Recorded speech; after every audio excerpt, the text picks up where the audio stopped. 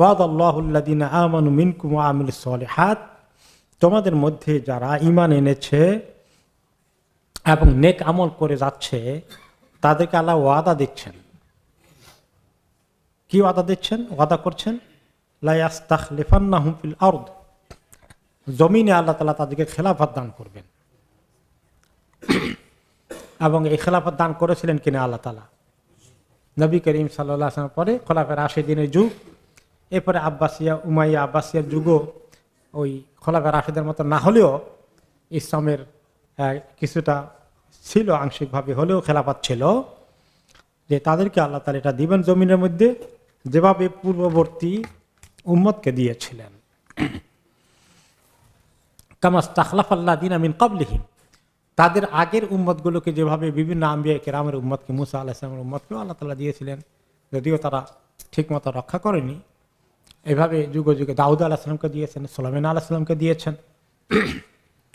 তো আল্লাহ তাআলা পূর্বের লোকদেরকে যেভাবে ওয়াদা করে তাদেরকে দিয়েছিলেন জমিনের খেলাফত, এই উম্মতকে আল্লাহ তাআলা উম্মতে খেলাফত দিবেন। এবং ওয়ালা ইউমাক্কিনান্না লাহুম দীনাহুম, তাদেরকে আল্লাহ তাআলা তাদের যে দিন দিয়েছেন তাদের দিনকে আল্লাহ তাআলা জমিনের মধ্যে প্রতিষ্ঠা করে দিবেন, তামকিন দিবেন। দিন দুনিয়ার মধ্যে রাজনৈতিকভাবে প্রতিষ্ঠিত হয়ে যাবে। আল্লাযী ইরতাদা লাহুম, যে দিনকে তিনি তাদের জন্য পছন্দ করেছেন। এর তদা রাদি থেকে আমরা বলি রাদিনা বিল্লাহি রাব্বা, রাদিতু বিল্লাহি রাব্বা, ওইখান থেকে ইরতাদা, যারা এই দিনকে খুব খুশি করে গ্রহণ করেছে, মহব্বত করে গ্রহণ করেছে, দিন পেয়ে তারা অনেক খুশি হয়েছে। ওয়ালা ইউবাদদিলান্নাহুম মিন বাদি খাউফিহিম আমনা, আল্লাহ তাআলা তাদেরকে পরিবর্তন করে দিবেন, যে ভয়ে ভীতিজনক অবস্থায় ছিল সেখান থেকে আল্লাহ তাআলা তাদেরকে নিরাপত্তার অবস্থার দিকে নিয়ে আসবেন। মদিনার মধ্যে সাহাবায়ে কেরাম বদরের পরে ওহদের পরে খন্দক, এই মাঝখানে আবার অনেকগুলো টুকটাক অনেকগুলো ছিল, এগুলো বড় বড়। হুদায়বিয়া সন্ধির আগ পর্যন্ত অথবা মক্কা বিজয়ের আগ পর্যন্ত সাহাবারা টেনশনে ছিলেন কিনা? ছিলেন। কখন কোন ডাক আসে, ওনাদের অস্ত্র হাতে রেডি রাখতেই হয়েছে, কোন সময় ডাক আসে, কোন সময় হামলা করে বসে। এই যে একটা নিরাপত্তাহীনতা, আর কাফেররা বারে বারে প্রস্তুতি নিচ্ছে। তারা ওই যে খন্দকের আগে, তখন তো তাদের কয়েক বছর থেকে তাদের প্রস্তুতি চলতেছে, মদিনাকে অ্যাটাক করবে, এগুলা ওনাদের জন্য।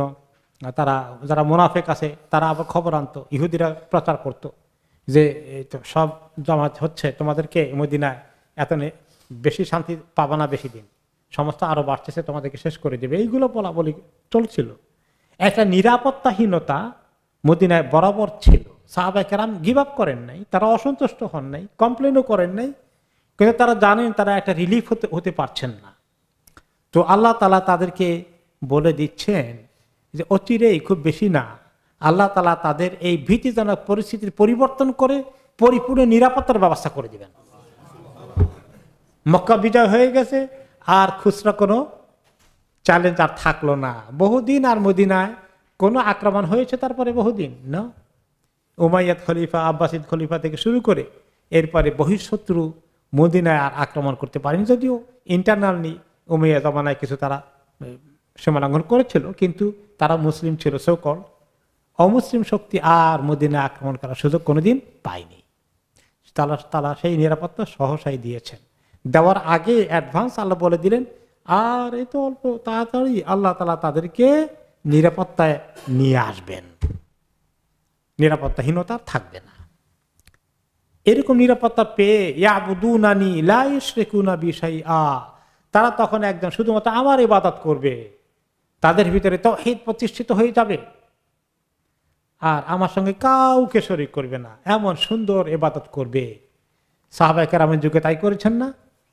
তারপরে তাবেঈনদের যুগে, তাবেঈনদের যুগে তারা এভাবে ইবাদত করেছেন। মদিনার সমাজ পুরো ইসলামী সমাজ হয়ে গিয়েছিল, পুরো তাওহীদের সমাজ।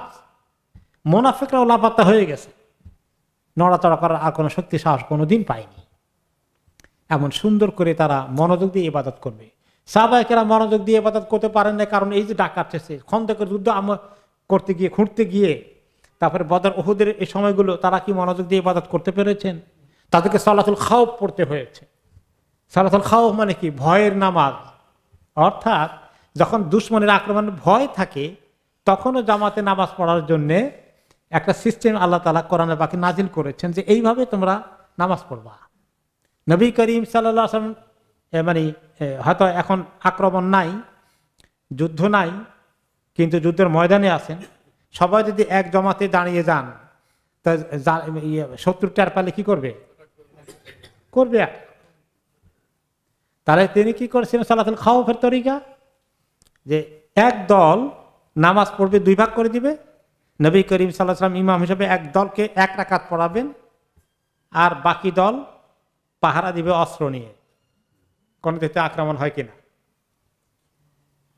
তো ওনারা এক রাকাত পড়ে আবার অস্ত্র নিয়ে চলে যাবেন, আরেক রাকাত বাকি আছে, পাহারা দিবেন। আর ওই যে দল আগে পাহারা দিয়েছিল তারা এখন এসে রাসূলুল্লাহ সাল্লাল্লাহু আলাইহি ওয়াসাল্লামের সঙ্গে আরেক রাকাত পড়বেন। পড়ে উনি তো দুই রাকাত, সালাতুল খাউফ কসরের মতো দুই রাকাত, চার রাকাত নাই। সফরের হালাতে যেরকম কসর, যুদ্ধের হালাতেও কসর, দুশমনের মোকাবিলা। তাহলে শেষের দল এক রাকাত পেয়েছে, পেয়ে ওনারা আরেক রাকাত পূরণ করবে, করে আবার ওনারা ময়দানে গিয়ে অস্ত্র ধরবে, পাহারা দিবে। ওই আগের দল এসে আরেক রাকাত নিজেরা এক লাখ পরে নিজেরা কমপ্লিট করবে। অদ্ভুত লাগে শুনতে, সুবহানাল্লাহ। তো এরকম করে ওনাদেরকে খাউফের নামাজ পড়তে হয়েছে, বুঝতে পেরেছেন? যে ওনারা প্রথম দল এক রাকাত পড়ে চলে গিয়েছে, কথাবার্তা বলেন নাই, ওনারা শুধু অস্ত্র হাতে নিয়ে পাহারা দিয়েছে।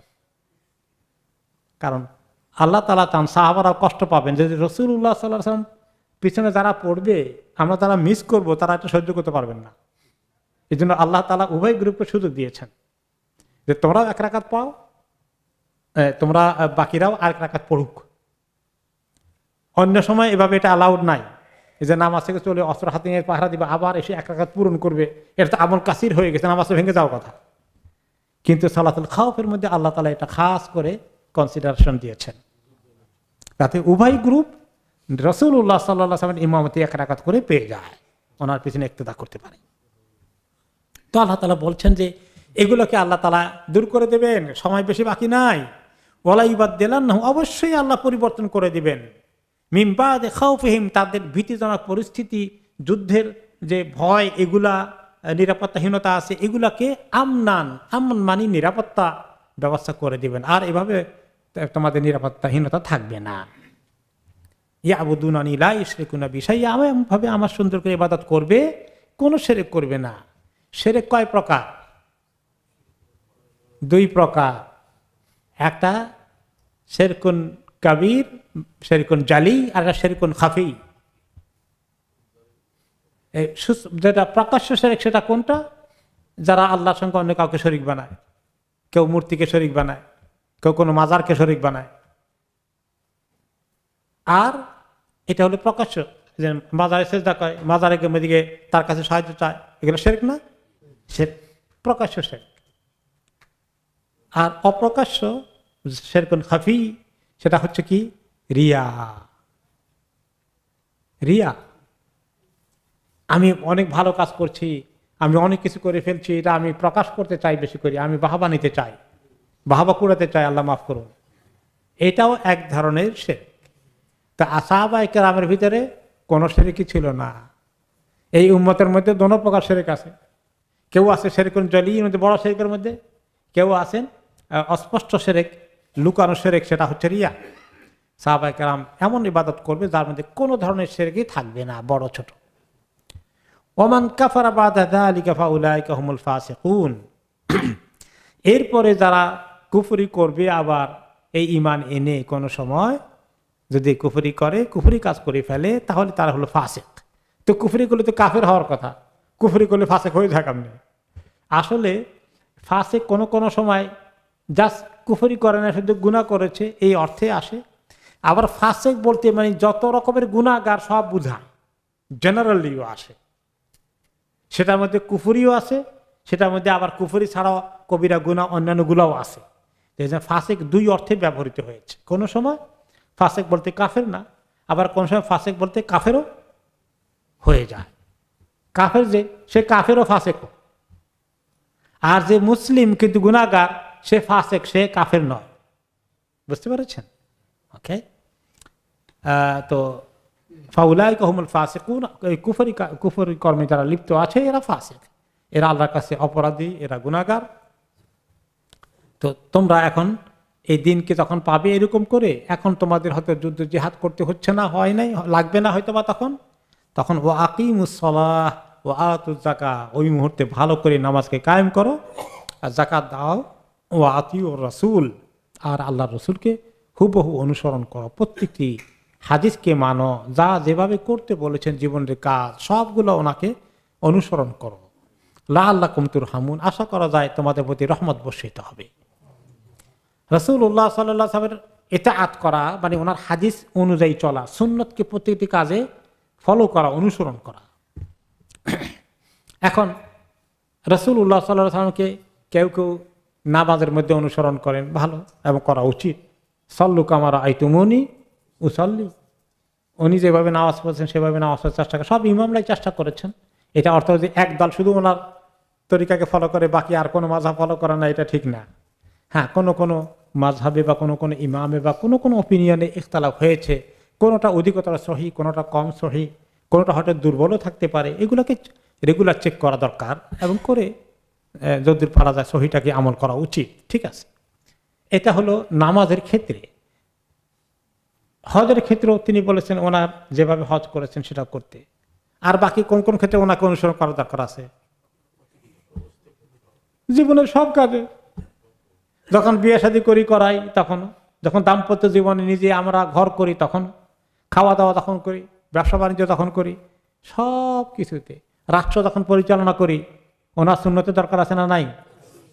সব কিছু, অর্থনৈতিক ব্যবস্থা, বিচার ব্যবস্থা, সব কিছু ওনার তরিকায় হওয়া লাগবে। ওয়াতিউর রাসূল। আবার এখানে প্রত্যেকটি হাদিসকে মানতে হবে। এখন আবার হাদিস অস্বীকারীর কথা বলেছিলাম নাকি? হাদিস অস্বীকারী আছে যে না আল্লাহর কোরআনই যথেষ্ট, হাদিসের দরকার নাই। হাদিস কোনোটা সহি আছে, কোনোটা দঈফ আছে, কোরআন পুরোটাই সহি, খালি কোরআন মানো। আর বলে যে বিভিন্ন ইখতিলাফ যে হয়েছে এগুলো হাদিসের কারণে হয়েছে, রাফল ইয়াদাইন করবা কি করবা না, কাজে হাদিস বাদ দাও, খালি কোরআন ফলো করো, আর কোনো ইখতিলাফ থাকবে না উম্মতের মধ্যে। দেখছেন শয়তানের যুক্তি কি কোনটা নিয়ে আসছে, মনে হয় খুব ভালো যুক্তি। কিছু কিছু লোক এরা খুব ইন্টেলেকচুয়ালি কাজ করে, কিছু লোকের মাথা ভালো করে ঢুকে দিয়েছে, কারণ না হাদিসের ব্যাপারে অনেক শোভা সন্দেহ আছে। মুহাদ্দিসিন কিরাম কত কষ্ট করে সহিহ হাদিস সংকলন করলেন, ইমাম বুখারী, ইমাম মুসলিম থেকে শুরু করে কত পেরেশানি করেছেন, করে সহিহ হাদিসগুলোকে জোগাড় করেছেন। বলে যে না ওই কিছু তো দুর্বল হাদিস আছে, কিছু লোক দুষ্ট লোকে হাদিস চেক করে নাই, এবং কিছু লোকে উদ্দেশ্যমূলক হাদিস নকল করেছিল, এটা ঠিক, এগুলো ধরা পড়েছে সব। এবং মুহাদ্দিসিন কেরাম এত সুন্দর করে সহিহ হাদিসের সংকলন তৈরি করেছেন, বুখারী মুসলিম থেকে শুরু করে অন্যান্যগুলোর মধ্যে যথেষ্ট পরিমাণ সহিহ হাদিস আছে, যদি কিছু কিছু মাঝে মধ্যে ঢুকে গিয়েছে, সেগুলোকে পরবর্তী পর্যায়ে চেক করা হয়েছে, ওই হাদিসটা সহিহ, এই হাদিসটা সহিহ না, একদম ক্লিয়ার করে দেওয়া হয়েছে। তো কাজে এগুলাকে এই সমস্ত খড়া যুক্তি দিয়ে গ্রহণ করে, বাংলাদেশে তো জমিনটা তো খুব উর্বর, ভালো জিনিসও খুব চলে, আর ওই নকলটাও খুব চলে। এখন এই কিছু লোকের মধ্যে ইন্টেলেকচুয়াল লাইনে বুদ্ধিজীবী মহলে বেশি বুদ্ধিজীবী সেজে গেছে, তারা কোরআন নিয়ে গবেষণা করবে, কোরআন নিয়েই থাকবে, তারা হাদিসের মধ্যে আসবে না, তারা হাদিসকে প্রত্যাখ্যান করে। নবী করিম সাল্লাল্লাহু আলাইহি ওয়াসাল্লাম এদের ব্যাপারে হুঁশিয়ার করেছেন, উম্মতকে সাবধান করেছেন। তিনি এভাবে হেলান দিয়ে বসাচ্ছিলেন, তারপর বলেন যে আল্লাহর কসম, কোরআন যেভাবে হালাল হারাম করে আমার হাদিসও সেভাবে হালাল হারাম করে। আল্লাহ তাআলা দুটোটা ওহী ওনাকে দিয়েছেন। ওমা ইয়ানতিকু আনিল হাওয়া ইন হুয়া ইল্লা ওয়াহয়ুন ইউহা, নিজের মন করা কোনো কথা তিনি বলেন না। হাদিসের মাধ্যমে যেটা বলেন সেটাও আল্লাহর পক্ষ থেকে পাওয়া ওয়াহী, সেটা ওয়াহী গায়র মাতলু, যেটা তেলাওয়াত করা হবে না, যেটা দিয়ে নামাজের মধ্যে সূরা ফাতিহা অন্য সূরার পরিবর্তে পড়া যাবে না, কিন্তু সেটা ওয়াহী। আর কোরআন হলো তেলাওয়াত করা ওয়াহী, এবং যেটাকে নামাজের মধ্যে পড়তে হয়। ওয়াতিউর রাসূল, কাজে তোমরা রাসূলকে অনুসরণ করো পুরোপুরি ভাবে। লাআল্লাকুম তুরহামুন, আশা করা যায় তাহলেই তোমাদের উপর রহমত আসবে।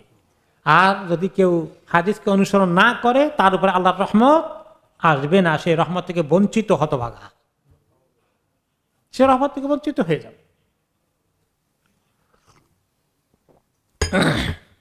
লা তাহসাবান্নাল্লাযীনা কাফারু মু'জিজিনা ফিল আরদ ওয়া মাওয়াহুমুন নার ওয়া লাবিসাল মাসীর। যারা কুফরি করেছে, হে নবী আপনি মনে করবেন না জমিনে তারা আল্লাহ তাআলাকে ঠেকাই ফেলবে, ব্যর্থ করে দিবে। আল্লাহর দিন তখনও মদিনায় প্রতিষ্ঠিত পুরোপুরি ভাবে হচ্ছে না, আরবের জমিনে তো কষ্ট হচ্ছে, তখনও হামলা করছে তারা। তো আল্লাহ তাআলা নবী করিম সাল্লাল্লাহু আলাইহি ওয়াসাল্লামকে বলে দিচ্ছেন, এটা মনে করবেন না যে তারা আল্লাহকে ঠেকিয়ে রাখবে জমিনে, তা আটকিয়ে দিবে, আল্লাহর দিন ছড়াবে না, কায়েম হবে না। বরঞ্চ এই মানসিকতার কারণে তাদের ঠিকানা তারা ঠিকই জোগাড় করে নিয়েছে। মাওয়াহুমুন নার, তাদের ঠিকানা হচ্ছে জাহান্নাম। তারা এরকম চ্যালেঞ্জ করে আল্লাহর দিনের কে আটকানোর জন্য, তাদের ঠিকানা জাহান্নাম কনফার্ম। ওয়ালা বিসাল মাসির, কত খারাপ এই ঠিকানাটা তাদের জন্য হবে তারা কি জানে? ইয়া আইয়ুহাল্লাযীনা আমানু লিয়াস্তা'যিনকুমুল্লাযীনা মালাকাত আইমানুকুম ওয়াল্লাযীনা লাম ইয়াবলুগুল হুলুমা মিনকুম সালাসা মাররাত। হে ঈমানদারগণ, তোমাদের যাদের কৃতদাস দাসী ওই সময় তো ছিল অনেক, এখন তো নাই। এখনকার জামানায় কিছুটা চাকর বাকরের মতো বলতে পারেন, তবে চাকর বাকর আর কৃতদাস দাসীতে একটু পার্থক্য আছে। এরপরে এরা সব খাদেম খুদ্দাম। এরা যখন তোমাদের ঘর বাড়িতে থাকে, তোমাদের ঘরে ঢুকতে চায়, আসতে চায়, বাড়িতে আসতে চায় বাইরে থেকে, তারা যেন অনুমতি নেয়, ইস্তেজান করে, নক করে, সালাম দেয়, আসবো কিনা, ঢুকবো কিনা, এটা জিজ্ঞাসা করে, হুট করে যেন ঘরে না ঢুকে। ওয়াল্লাযীনা লাম ইয়াবলুগুল হুলুম, আর তোমাদের যারা ছোটখাটো বাচ্চাগুলো আছে এরাও বালেঘর আগে হলেও তোমরা তোমাদের কোন হালতে থাকো ঘরের ভিতরে, তাদেরকে শিখাবা তারা যেন ঘরের মধ্যে আওয়াজ দিয়ে পারমিশন নিয়ে ঢুকে। কোন সময়? সালাসা মাররাত, 3 বেলায়, বিশেষ করে কোন 3 বেলা? মিন কাবলে সালাতুল ফজর, ফজর নামাজের আগে বলতে মানে সে সময়টা কি? রাতের বেলা, ঘুমের টাইম। যখন তোমরা রাতের বেলায় ঘুমাও ফজরের আগ পর্যন্ত, এই সময় তোমরা ঘুমিয়ে থাকলে তোমাদের চাকর বাকর অথবা তোমাদের খাদেম খদ্দাম, তোমাদের কৃতদাস দাসী, তোমাদের বাচ্চাগুলো যেগুলো একবারে বালেগ হয় নাই, তোমাদের ঘরে যায় নরমালি, তারা যেন এই সময় অনুমতি না নিয়ে ঢুকে না, যেন অনুমতি ছাড়া যেন তারা ঢুকে না। এই 1 বেলা গেল। সালাসা মাররাত, 3 বেলার কথা বলতেছে। 2 নম্বর কখন? ওয়াহিনা তাদাউনা সিয়াবাকুম মিনাজ যাহিরা, আর দুপুর বেলায় যখন তোমরা গায়ের কাপড় চোপড় কিছু কমিয়ে একটু কাইলুলা করো। কাইলুলা এটাকে বলে, দুপুরে খাওয়া দাওয়া করে শুলে এটাকে কি বলে? কাইলুলা। এটা সুন্নাহ। আরব দেশে অনেক প্রচন্ড গরম, এই জন্য তখন ওনারা জোহর পরে খাওয়া দাওয়া করে ঘন্টা খানিক, 1-1.5 ঘন্টা, কোনো সময় 2 ঘন্টা, অবস্থা অনুযায়ী ওনারা একটু ঘুমাতেন। আর এই ঘুমটাকে বলা হয় কাইলুলা। আর এই কাইলুলা করা সুন্নাহ। রাসূলুল্লাহ সাল্লাল্লাহু আলাইহি ওয়াসাল্লাম বলেছেন, কিলু ফাইনা শাইতানা লা ইয়াকিলু, তোমরা দুপুরবেলা কাইলুলা করিয়ে সুযোগ পেলে, শয়তান কাইলুলা করে না। কেন করে না জানেন? এই যে তার ডিউটি তো ফাঁকি পেলে তো মুসলমানরা ভালো করে দিনের দিকে আসবে, সে ঘুমটুম সব কোরবানি করে দেয়। আল্লাহ তাআলা তাকে তার ষড়যন্ত্র থেকে আমাদেরকে হেফাজত করুন। তো এই যে কাইলুলা করার সময় দুপুরবেলা, ওই সময় যখন তোমরা ঘরে ঘুমাও, একটু ঘুম চলে আসে, আর ঘুম চলে আসলে কাপড় চোপড় গায়ে ঠিক মতো থাকে, আর গরমের দেশে বিশেষ করে, তো ওই সময় তারা যেন হঠাৎ করে এসে তারা এইভাবে ঘরে না ঢুকে, এটা তোমরা তাদেরকে ট্রেনিং দাও, শিখাও, তারা পারমিশন নিয়ে তোমরা জেগে আসো কিনা, তারা ঢুকতে চাইলে তার আগে তোমরা কাপড় ঠিক করে ফেললা। এই হলো 2nd টাইম। আর 3rd টাইম অমিন বাদে সলাতুল ইশা, এশার নামাজের পরে। তো ফজরের আগে, এশার নামাজের পরে, এখানে দুই মাথা বলে পুরো রাত্রিকে কভার করা হয়েছে। আর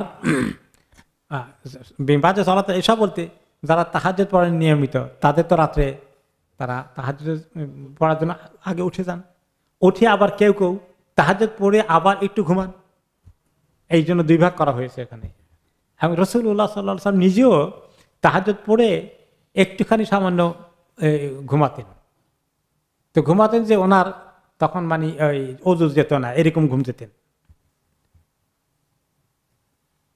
যার ফলে তিনি আবার নামাজ পড়তেন, অজু লাগতো না আর কি। এই 3 বেলায় তোমাদের মানুষগুলো যেন তোমাদের ঘরে এইভাবে না ঢুকে যায়। এই সূরা নূর তো এখনো আছে, এই জন্য এই পর্দা পর্দা সংক্রান্ত, হিজাব সংক্রান্ত এগুলা এখনো আলোচনা কিছুটা আবার আসলো। সালাসু আওরাতিল লাকুম, এই 3টা টাইমে তোমাদের কাপড় চোপড় কিছু গায়ের থেকে খুলে যেতে পারে, সেই জন্যই তোমরা এগুলা ভালো করে বাচ্চাদেরকে এবং খাদেম খোদামদেরকে শিখাই দিবা, তারা যেন এভাবে আমল করে। তো বাচ্চাদেরকে খাদেম খোদাম থেকে লাগলে, আর যদি বড় মানুষ হয়, সুস্থ মানুষ হয়, তাদের তো আর বেশি লাগবে, তাদেরকে এইটা অক্ষরে অক্ষরে পালন করা উচিত। লাইসা আলাইকুম ওয়ালা আলাইহিম জুনাহুম বাদাহুন, আর এই 3 বেলার পরে ছোট বাচ্চারা এবং খাদেম খোদামরা একে অপরের ঘরে আসা যাওয়া করতে পরে আর এত শক্ত কড়া অনুমতি নেওয়া লাগবে না, কারণ এখন তো ঘুমের সময় না, তারা মোটামুটি অ্যাওয়ার আছেন, সজাগ আছেন। তাও আফুনা আলাইকুম বাদুকুম আলা বাদ, এই লোকগুলো যারা খাদেম খোদাম বাচ্চারা আছে তারা একে অপরে যাওয়া আসা করে ঘরের মধ্যে, তাও আফুন মানে বেশি করে তাওয়াফ করে, অর্থাৎ বারে বারে যাওয়া আসা করে। তাওয়াফ মানে কি? বারে বারে আসা, বারে বারে আসা। এটাকে তা আমরা আল্লাহর ঘরে চতুর্পাকে বারে বারে ঘুরছি, সেই জন্য ওটাকে তাওয়াফ বলা হয়ে যায়। তাওয়াফুনা আলাইকুম, তোমাদের ভিতরে তোমাদের কাছে তারা বারে বারে প্রায় আসে, রেগুলার ঘন ঘন আসতে হয়, প্রত্যেকবার যে আবার অনুমতি চাইতে হয় বারে বারে, তাহলে সময় ক্ষেপণ হয়ে যাবে, এটা আনকমফোর্টেবল হয়ে যাবে। ওই সময় অন্য সময় তোমরা স্বাভাবিকভাবেই কাপড় চাপড় গায়ে থাকবে। কাযালিকা ইউবাইয়িনুল্লাহু লাকুমুল আয়াত, এভাবে আল্লাহ তাআলা তার আয়াতগুলোকে তোমাদের জন্য বয়ান করে দেন, সুস্পষ্ট করে, পরিষ্কার করে, যাতে কোনো কনফিউশন না থাকে। আল্লাহু আলিমুন হাকিম, আল্লাহ তাআলা সব কিছু জানেন এবং সব কিছুর প্রজ্ঞা ওনার আছে। কি হুকুম কখন দিতে হবে, বাচ্চাদের জন্য কি হুকুম, বড়দের জন্য কি হুকুম, ঘুমের সময় কি হুকুম, ঘুমের পরে কোন হুকুম, এগুলা আল্লাহ ছাড়া আর এর চেয়ে বেশি ভালো করে বলার কারো জ্ঞান আছে? কখনো নয়। এগুলাকে এই জন্য শরীয়তের প্রত্যেকটি বিষয়, শুধু এই বিষয় না, সব বিষয় আল্লাহ যেগুলো ফরমান দিয়েছেন ওগুলা জ্ঞান ভিত্তিক, ওগুলাই বিজ্ঞান ভিত্তিক। কোনো সময় যদি বিজ্ঞান বলে যে না এটা তো কোরআন হাদিসে আছে, কিন্তু বিজ্ঞান তো আরেকটা বলে, কিছু কিছু লোক আছে তখন বিজ্ঞানকে বেশি বিশ্বাস করবে, বিজ্ঞানকে মনে করবে বড় আলিম এবং হাকিম। কিন্তু আল্লাহ তাআলা যিনি বিজ্ঞানের সৃষ্টিকর্তা, তার জ্ঞান অনেক বেশি। এই জন্য শরীয়তের কোনো বিষয় যদি আমরা, আমাদের কাছে যদি অকওয়ার্ড মনেও হয়, বুঝে না আসার কারণে আমরা মেনে নিতে হবে। বুঝলাম না এটা কেন এরকম হলো, এরকম মন্তব্য করা ঠিক না, এটা তো আসলে মেক সেন্স করে না, এভাবে এই হুকুমটা হলো কেন, এরকম মনে করা ঠিক না। সামনে না কথা না, এই স্পিরিট নিয়ে আমরা কি বুঝি, সব কি বুঝি নাকি আমরা? আল্লাহ তাআলা আলিমুন হাকিম, তিনি যেটা দিয়েছেন সমস্ত কথা হুকুম মাসাইল জ্ঞান ভিত্তিক, আমরা বুঝি না তো সেটা মেনে নিতে হবে। এই জন্য ওয়াল কাওয়াইদু মিনান নিসা, যে মহিলাদের মধ্যে যারা বার্ধক্যের এমন পর্যায়ে এসেছেন যাদের বিয়ের সাথে কোনো দরকার এখন আর নেই, তাদের জীবনে কোনো শাহওয়াত খাহিশ বলতে কিছু নেই, লা ইয়ারজুনা নিকাহান, বিয়ের সাথে কোনো চিন্তা তারা করে না, ফালাইসা আলাইহিন্না জুনাহুন, ওনাদের গুনাহ হবে না, আনিয়াদানা থিয়াবাহুন্না, তারা যদি কোনো সময় গায়ের অতিরিক্ত কাপড়টা, আবরণ যেটা নেন বোরকা অথবা বড় চাদর দিয়ে আবৃত করেন, সেটা না করলেও চলবে। গায়রা মুতাবাররিজাত বিজিনা, তবে খেয়াল রাখতে হবে কোনো কারণেই যেন কোনো মহিলা বুড়ো হয়ে গেলেও যদি মনে করে বুড়া তো হয়ে গেছে দরকার নাই, তবে আমি তো অনেক কাছে সুন্দরী ছিলাম, একটু দেখালে কেমন, অসুবিধা কি? না, গায়রা মুতাবাররিজাত বিজিনা, গায়রা মুতাবাররিজাত বিজিনা, কোনো কিছুই, কোনো সৌন্দর্য, গায়ের রংটা খুব সুন্দর আছে, এখনো কিছু কিছু আর রয়ে গেছে, একটু এগুলো দেখানোর চেষ্টা যেন না করে, এই মানসিকতা যেন না থাকে। ও আইয়াস্তাফিফনা খায়রুন লাহুন, আর তারা যদি একদম জওয়ানদের মতোই তারা পুরোপুরি ভাবে পর্দা করে, সেটা আরো উত্তম তাদের জন্য। আল্লাহু সামিউন আলিম, আল্লাহ তাআলা সবকিছু শুনেন এবং জানেন। এরপরে আল্লাহ তাআলা এই পর্দা সংক্রান্ত আরেকটি আয়াত, খুব লম্বা সময় যাবে না, আমরা একটু 61 নম্বর আয়াতে যাই। লাইসা আলাল আমা হারাজুন ওয়ালা আলাল আরাজ হারাজ, যারা অন্ধ তাদের কোনো অসুবিধা নেই, অথবা যারা খোঁড়া ল্যাংড়া তাদের ব্যাপারে কোনো আপত্তি নেই, তারা যদি ওয়ালা আলা আনফুসিকুম, এবং তোমাদের নিজেদের উপরে কোনো আপত্তি নেই, আন তাকুলু মিন বুয়ুতিকুম, যে তোমরা খাবে তোমাদের ঘর বাড়ি থেকে। আচ্ছা, এখানে যেটা বলা হয়েছে, দুইটা জিনিস এক আয়াতে ঢুকে দেওয়া হয়েছে, যে যারা অন্ধ, যারা বিকলাঙ্গ, যারা মাযুর, যারা ল্যাংড়া খোঁড়া, এই লোকগুলো যদি জিহাদে না গিয়ে থাকে, না যায়, যেতে পারে নাই ওজরের কারণে, তাহলে এটার ব্যাপারে কোনো আপত্তি নাই। এই কথা শেষ করে আরেকটা হুকুমের দিকে আল্লাহ নিয়ে আসছে, যে ওয়ালা আলা আনফুসিকুম আন তাকুলু মিন বুয়ুতিকুম, বা তোমরা যখন কেউ জিহাদে চলে যায় বা তোমাদের ঘর বাড়িতে তোমরা নিজেরা খাবে নিজেদের ঘর বাড়ি থেকে, এতে কোনো আপত্তি নাই। আও বুয়ুতে আবাইকুম, বাবার বাড়িতে গিয়েছো তাদের ঘর থেকে খাবা, তাতেও আপত্তি নাই, বিনা অনুমতিতে খাওয়া যাবে। আপনি আলাদা ঘরে থাকেন, এখন বাবা মার বাড়িতে গেছেন, ওখানে খাবার আছে, ক্ষুধা লাগছে, খাইতে পারবেন ওখানে। আও বুয়ুতে উম্মাহাতিকুম, মা আছে, বাবা নাই, হয়তো দুনিয়া থেকে চলে গেছেন, মার ঘরে থেকে এভাবে খেতে পারবা। আও বুয়ুতে ইখওয়ানিকুম, আর তোমাদের ভাইয়ের বাড়িতে গিয়েছে, ক্ষুধা টুধা লেগে গেছে, খাইতে পারবা অনুমতি না দিলেও। আও বুয়ুতে আখওয়াতিকুম, বোনের বাড়িতে গেছে, সেখানেও খেতে পারবা। আও বুয়ুতে আমামিকুম, চাচার বাড়িতে গেছে, সেখানেও খেতে পারবা। আও বুয়ুতে আম্মাতিকুম, তোমাদের ফুফুর বাড়িতে গিয়েছে, সেখানেও খেতে পারবা। আও বুয়ুতে আখওয়ালিকুম, মামার বাড়িতে গিয়েও খেতে পারবা। আও বুয়ুতে খালাতিকুম, খালার বাড়িতে গেলেও খেতে পারবা। খালা তো বলেন, এটা আরবি শব্দ, বাংলাতে বলি আমরা খালাতিকুম, তোমাদের খালার বাড়িতে। আও মা মালাকতুম মাফাতিহাহু, অথবা কারো বাড়ির যদি চাবি তোমাকে দেয়, আমার বাড়িটা দেখভাল করবা, এই চাবিটা থাকলো, তার বাড়িতে তুমি খেতে পারবে তার অনুমতি ছাড়া। আও সদিকুম, অথবা তোমার কোনো এমন ঘনিষ্ঠ বন্ধু, যার বন্ধুর ওখানে তুমি খেলে বিনা অনুমতিতে, সে কখনো মাইন্ড করবে না, এই লেভেলের আছে, সেখানে খেতে পারবে। তো এই মেইনলি নিজেদের একান্ত বাড়ি আর মা বাবা ভাই বোন তো ক্লোজ, বাকিদের ব্যাপারে হচ্ছে এরা অনেকেই। আয়েশা রাদিয়াল্লাহু তাআলা আনহা বলেছেন যে ক্বালাত আয়েশা কানাল মুসলিমুনা ইয়াযহাবুনা মা রাসূলিল্লাহি সাল্লাল্লাহু আলাইহি ওয়াসাল্লাম ফিল গাজওয়া, অনেক মুসলিমরা যখন সাহাবীরা যুদ্ধে যেতেন, তো ওনাদের বাড়িতে যখন কেউ নাই, কোন পরিবারের সদস্য, ওনারা কি করতেন, বাড়ির মাফা চাবিগুলো দিয়ে যেতেন পাশে যে আছে, হয়তো যার ওজর আছে, জিহাদে যায় নাই, যুদ্ধে যায় নাই, তার কাছে দিয়ে যেতেন। তাদের ব্যাপারে বলছেন যে তারা বলতো যাওয়ার সময় যে কিছু খাবার টাবার আছে, যদি আপনাদের ক্ষুধা লাগে কোনো সময় খেয়ে নিয়েন। কাদ আহলানা লাকুমুল আকলা মিনহা, যে আমরা অনুমতি দিয়ে গেলাম, আপনারা খেতে পারবেন, আমাদের বাড়ি দেখভাল করতে আসলে খেতে পারবেন, খাবার থাকলে আপনাদের খাওয়ার প্রয়োজন হলে। কিন্তু তারা বলতো নো নো নো, ইন্নাহু লা ইয়াহিল্লু লানা আন নাকুল, আমাদের জন্য আপনারা চাবি দিয়ে গেছেন, এটা আমানত, আমাদের জন্য খাওয়া যায় হবে না। ইন্নাহুম আযিনু লানা আন গায়রি তিবি আনফুসিহিম ওয়া ইন্নামা নাহনু উমানা, ওনারা তো বলছেন কাটিসি করে বলেছেন, সৌজন্যতার খাতিরে বলেছেন, হয়তো ওনাদের দিলে এটা চান না, তো আমরা যদি এটা করে ফেলি আমানতের খেয়ানত হয়ে যাবে। তখন আল্লাহ তাআলা এটা বলে দিলেন যে না, এটা তোমাদের কোনো হারাজ নাই, অসুবিধা নাই, এই ক্ষেত্রে তোমরা খেতে পারবা। এছাড়া এই যে চাচার বলেন, ফুফুর বলেন, খালার বলেন, এগুলো বললো, মামির কথা, মামার বাড়ির কথা, এগুলো যে জেনারেলি আমরা যখন আত্মীয়তার সম্পর্কটা মধুর থাকে, ভালো থাকে, আমরা তাদের বাড়িতে গিয়ে খাইলে তারা খুশি হন না বেজার হন? খুশি হন। তো তারা যদি খবর পান তাদের অনুপস্থিতিতে খেয়েছি, তাহলে এই লেভেলের লোকেরা নাখোশ হওয়ার কথা না। এইটা আত্মীয়তার, ঘনিষ্ঠতার একটা হক, একটা দাবি, বরঞ্চ খুশি হওয়ার কথা। সেই জন্যই আল্লাহ তাআলা এটা বলে দিয়েছেন। তবে যদি কেউ খুশি না হয়, টের পান, তো সেটা অ্যাভয়েড করাই ভালো। এরকম যদি দূরত্বের সম্পর্ক পয়দা হয়ে যায়, তাহলে সেটা তো আর তাকে আপনাকে চাবিও দিবে না, সেখানে যাওয়ারও কথা না, সেখানে অন্য সম্পর্ক হয়ে গেছে, আল্লাহ মাফ করুন। ওকে, তো আল্লাহ তাআলা অনেক খুচরা কথা বলে দিচ্ছেন না, একেবারে টুকিটাকি কথা বলে দিচ্ছেন।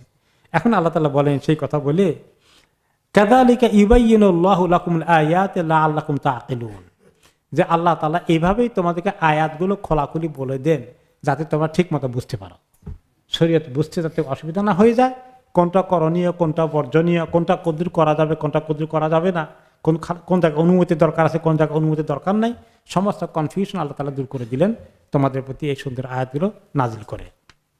ইন্নামাল মুমিনুনা আল্লাযীনা আমানু বিল্লাহি ওয়া রাসূলিহি। একটু আগে তো কাশি বেশি আসছিল, এখন আল্লাহ একটু কমিয়ে দিচ্ছেন আপনাদের দোয়ায়, তাহলে চালাই আরেকটা আল্লাহ দিলে। নিশ্চয়ই তারাই মুমিন যারা আমানু বিল্লাহি ওয়া রাসূলিহি, যারা আল্লাহ এবং তার রাসূলের প্রতি ঈমান আছে। এটা কেমন কথা? তারাই মুমিন যারা আল্লাহ এবং তার রাসূলে বিশ্বাসী। তো বিশ্বাস না হলে মুমিন হয় কেমনে? তার মানে হলো যে লা ইলাহা ইল্লাল্লাহ বললে তো মুমিন হয়ে গেল। এখন যত হুকুম আকুম আসছে, পর্দার কথা, বিভিন্ন বিষয়ের কথা, এগুলাকে যারা ঠিক মতো মানে, আল্লাহ কি বলেছেন, আল্লাহ রাসূল কি বলেছেন, কোনো কথা নাই, মানে, এইটা হলে এই লোকগুলাই আসল মুমিন হয়। বাকিগুলো দাবির মুমিন, নামকাও আসছে মুসলিম। এরকম সারা পৃথিবীতে মেজরিটি এখন পরিপূর্ণ মুমিনের ক্রাইটেরিয়াতে পড়ে না। মেজরিটি লোকেরা, তাদের মধ্যে ইসলাম নামকাও আসছে, অল্প আংশিক মাত্র। আল্লাহ তাআলা এই আংশিক পছন্দ করেন না। আফাতুমিনুনা বিবাদিল কিতাব ওয়া তাকফুরুনা বিবাদ। তোমরা কি কিতাবের কিছু অংশ নাও আর কিছু অংশ নেয় না? কেউ কোরআন না আবার হাদিস নাও না? নো। আমানু বিল্লাহি ওয়া রাসূলিহি, আল্লাহ এবং তার রাসূলের সমস্ত কথাকে গ্রহণ করতে হবে, এটাই হচ্ছে প্রকৃত ঈমান। ওয়া ইযা কানু মাআহু আলা আমরিন জামিইন লাম ইয়াযহাবু হাত্তা ইস্তা'দিনুহু। ওই খন্দকের যুদ্ধে কথাগুলো আল্লাহ তাআলা ফাঁকে ফাঁকে দিয়ে বলছেন, আর বিভিন্ন হুকুম আহকাম ঢুকিয়ে দিচ্ছেন। এখন আবার খন্দকের যুদ্ধের কথা বলছেন, যখন যারা সত্যিকার আল্লাহ এবং তার রাসূলে বিশ্বাসী, এই লোকগুলো হচ্ছে ওই দেখানু মাহু আলা আমরিন জামে, যখন নবী করিম সাল্লাল্লাহু আলাইহি ওয়াসাল্লামের সঙ্গে তারা সমাজের সবার সঙ্গে জরুরি প্রয়োজনীয় হোল কমিউনিটি, পুরো সম্প্রদায়ের স্বার্থ সংশ্লিষ্ট বিষয়, যুদ্ধ ইত্যাদি কারণে যখন তারা যে জায়গায় ব্যস্ত থাকে, নবী করিম সাল্লাল্লাহু আলাইহি ওয়াসাল্লাম বলছেন সবাইকে আসার ডিউটি আছে, এই কাজ আছে। যেমন খন্দক খুঁড়তে গিয়েছেন, খন্দক তাই না, খুঁড়তে হয়েছে, সবাইকে আসতে বলেছেন। তারা সেখানে এটা ওনার সঙ্গে থাকে, লাম ইয়াযহাবু হাত্তা ইস্তা'দিনু, ওনার পারমিশন ছাড়া জরুরি কোনো কাজে তারা চলে আসে না। সবসময় ওনার সঙ্গে খন্দক এর যুদ্ধের মধ্যে এভাবে ছিলেন। অন্য সময় যখন যুদ্ধে গিয়েছেন তখনও যুদ্ধের মধ্যে কতক্ষণ থেকে আবার চলে আসেন নাকি? না। যদি খুব প্রয়োজনীয় কিছু, তার স্ত্রী অসুস্থ অথবা তার খাবারের দরকার আছে, এই সমস্ত জেনুইন কাজে তারা ইস্তেদান করে, মানে অনুমতি নিয়ে তারপরে যায়। এরাই হচ্ছে মুমিন। আর কিছু ছিল মুনাফিক, তারা এরকম অনুমতি নেয় না। তো আল্লাহ তাআলা মুমিনদের এটা প্রশংসা করছেন, অ্যাপ্রিসিয়েট করছেন। ইন্নাল্লাযীনা ইস্তা'দিনুনাকা, যারা আপনাকে সত্যিকার ভাবে অনুমতি নিয়ে যায়, উলাইকাল্লাযীনা ইউমিনুনা বিল্লাহি ওয়া রাসূল, এরাই আল্লাহ এবং তার রাসূলের প্রতি ঈমান এনেছে। আবার কনফার্ম করছেন আল্লাহ তাআলা, পছন্দ করছেন, অনুমতি নিয়ে যায়, চট করে চলে যায় না। ফাইযা ইস্তা'দানুকা লিবা'দি শা'নিহিম ফা'যান লিমান শি'তা মিনহুম। আর কেউ যদি এরকম অনুমতি চায় আপনার কাছে, তাহলে আপনি অনুমতি দিয়েন যাকে আপনি দিতে চান। কাউকে যদি বলেন ঠিক আছে তুমি না গেলেও চলবে, তোমার বিবির অসুখ, তোমার মেয়ে বড় আছে বলে আসে, তা সেই দেখো, থাক তুমি থাকো, এটা যদি আপনি করতে চান জায়েজ আছে আপনার জন্য। আপনি শুনে যাকে অনুমতি দিবেন সে যাক, যাকে অনুমতি দিবেন না, না দিলে কি সাহাবায়ে কেরাম যাবেন নাকি? যাবেন না ওনারা। তাহলে এখানে আপনার ইখতিয়ার আছে। আর ওয়াস্তাগফির লাহুম, ওয়াস্তাগফির লাহুমুল্লাহ, আর আল্লাহর কাছে তাদের জন্য আপনি মাপ চান। কেউ যদি ওখানে গিয়ে মানে খুব জরুরি না, একটু মাঝারি জরুরি, তারপর চলে গেলে থাকলে ভালো হইতো, এরকম কেউ করে ফেললে তাদের জন্য আপনি মাপ চাইয়েন, আল্লাহ যেন তাদেরকে মাফ করে দেয়। ইন্নাল্লাহা গাফুরুন রাহিম, আল্লাহ তাআলা অনেক ক্ষমাশীল এবং তিনি অনেক দয়াময়। সাহাবায়ে কেরাম অনিচ্ছাকৃত এরকম ভুল ত্রুটি হয়ে গেলে সেটাকে আল্লাহ তাআলা মাফ করে দেবেন, তারাও মাফ চাক, আপনি তাদের জন্য মাফ চান।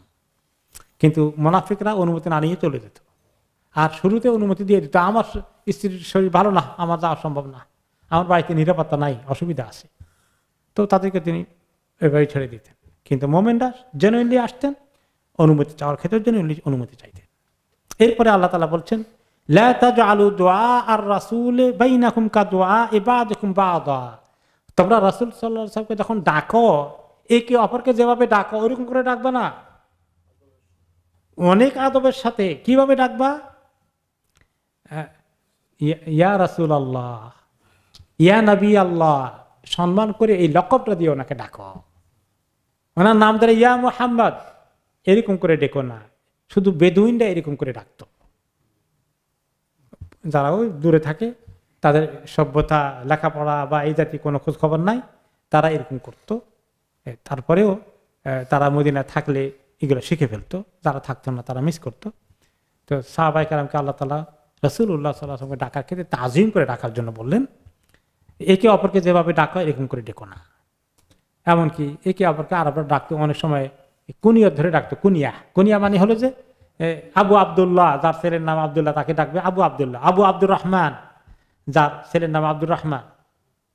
তো ওনার ছেলে ছিল কাসেম, আবুল কাসেম একসময় ছিল, কিন্তু আল্লাহ তাআলা ওনার জন্য এই আবুল কাসেমও পছন্দ করেন নাই। ওনাকে আল্লাহর কাছে বিরাট পরিচয়, সেটা কি রাসূলুল্লাহ, নবী আল্লাহ, ইয়া রাসূলুল্লাহ, ইয়া নবী আল্লাহ, এই শান দিয়ে তোমরা ওনাকে ডাকো।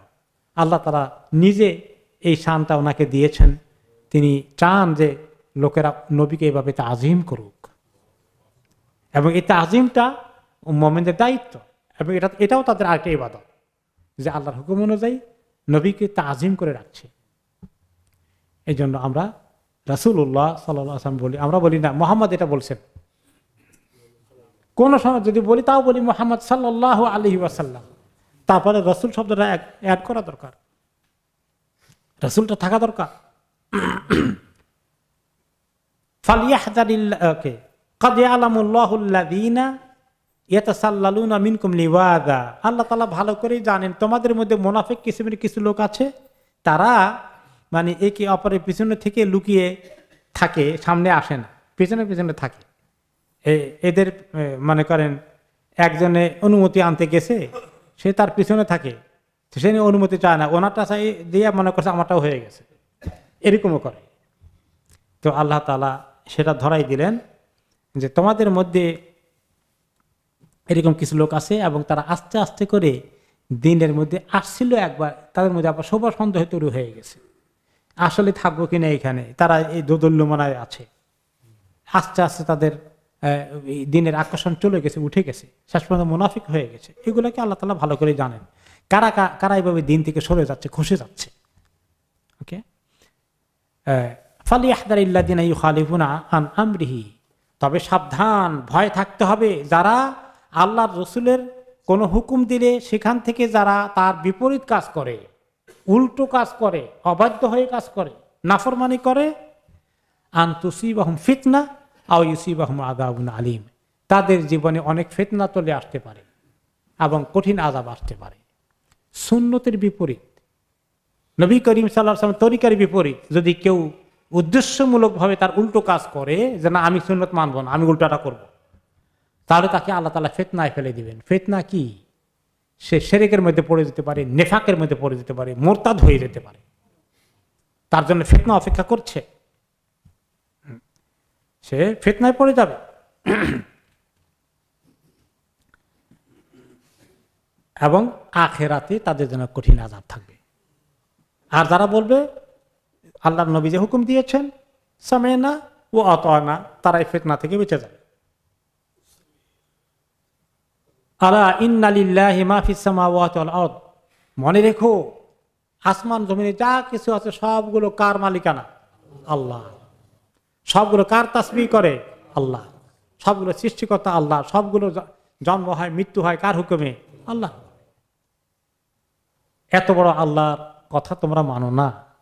কাদ ইয়ালামু মা আনতুম আলাইহি, আর যে আল্লাহ সৃষ্টিকর্তা, যে আল্লাহর মালিকানায় তোমরা সবাই আছো, তিনি ভালো করে জানেন তোমরা কোনটার উপরে আছো, ঈমানের উপরে আছো না নিফাকের উপরে আছো। ওয়া ইয়াউমা ইরজাউনা ইলাইহি ফায়ুনাব্বিউহুম বিমা আমিলু, আর যেদিন তোমরা আল্লাহর কাছে যাবে, হাসরের ময়দানে দেখা হবে, হিসাবের দিনে, বিচারের দিনে, ফায়ুনাব্বিউহুম বিমা আমিলু, সেদিন আল্লাহ তাদেরকে বলে দিবেন কি আমল করেছিল, হিসাব দেখিয়ে দিবেন, তার পরিণতি কি হতে পারে তাও বলে দিবেন, সে জানতে পারবে। আল্লাহু বিকুল্লি শাইইন আলিম, আল্লাহ তাআলা সব কিছু সম্পর্কে জানা আছে, সব কিছু সম্পর্কে তিনি জানেন। কে কোথায় কি করেছে, কে কোথায় লুকিয়ে করেছে, চুরি করে করেছে, কে প্রকাশ্য করেছে, কে গোপনে করেছে, সব খবর আল্লাহ তাআলার কাছে আছে। আলহামদুলিল্লাহ, এর মাধ্যমে আমাদেরকে আল্লাহ তাআলা সূরা নূরের তাফসীরকে সমাপ্ত করালেন। ওয়াবিল্লাহি তৌফিক।